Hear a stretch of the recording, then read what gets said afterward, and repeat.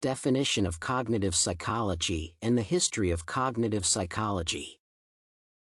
Background. Cognitive psychology studies how people receive information about the world, how it is presented to humans, how it is stored in memory and transformed into knowledge, and how it affects our attention and behavior. Cognitive psychology encompasses the full range of psychological processes and covers all kinds of behavioral areas. Psychologists began to distinguish two subsystems in the memory system, short-term memory and long-term memory. The first such model of memory was proposed by Donald Norman and Nancy Waugh in 1965. They suggested that short-term memory, having a minimal volume and storage time, requires constant repetition of information to maintain it. And the process of repetition ensures its permanent preservation in the long-term memory system, from which the information hypothetically never disappears.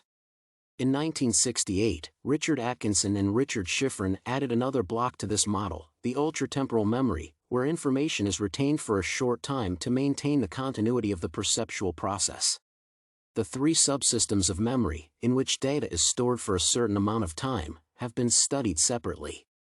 For example, Atkinson and Schifrin, in their three-component model, added to the process of repetition as the transfer of information from short-term memory to long-term memory, a process of memorization using a variety of mnemic techniques, the methods of search and retrieval, which allow pulling information from long-term memory back into short-term memory so that it can be used for current tasks. At the moment, there is active research on the question of interpretation of the two-process theory.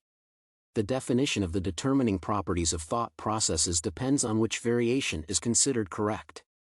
In the traditional formulation of the question, theories are understood as statements about whether thinking processes have the same defining properties. If, on the contrary, the alternative treatment is taken as accurate, then two different defining properties are distinguished. Definition of cognitive neuroscience. Cognitive science is a set of sciences that study cognition and higher thought processes through theoretical and informational models. It includes epistemology, cognitive psychology, linguistics, psycholinguistics, psychophysiology, neurobiology, and computer science research. In addition, science highlights several problems that need to be investigated and analyzed because, due to their ambiguity, they cannot yet be solved. What is the mind-body issue?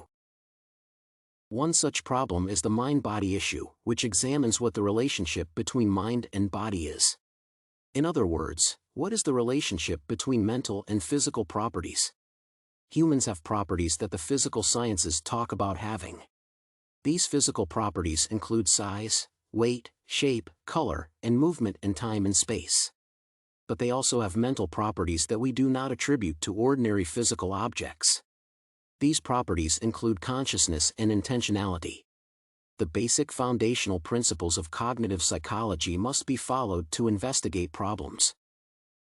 What is the basic foundational principle of cognitive neuroscience? Most researchers are inclined to believe that the basic principle of cognitive linguistics is interdisciplinarity. Characteristic features of cognitive linguistics also include the desire to combine several areas of individual program research into a whole. Evans, Bergen, and Zinkin identify several key points common to most mental research. Among these provisions stands out the principle of cognitive.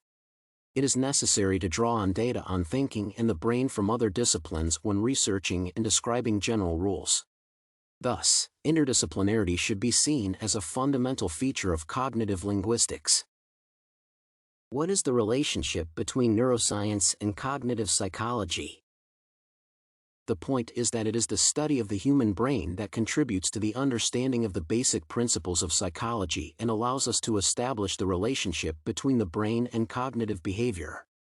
The study of the cerebral cortex revealed a significant differentiation of individuals according to the features of brain activity in all four situations: at rest and when solving logical, mathematical, and spatial tasks.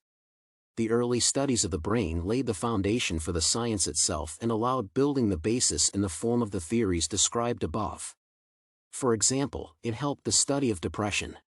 When there are symptoms in the structure of depression, there is a significant decrease in the level of interregional interactions of biopotentials in the frontal cortex of both hemispheres, with a simultaneous increase in the level of distant connections in the posterior temporal, parietal, and occipital regions compared to the norm.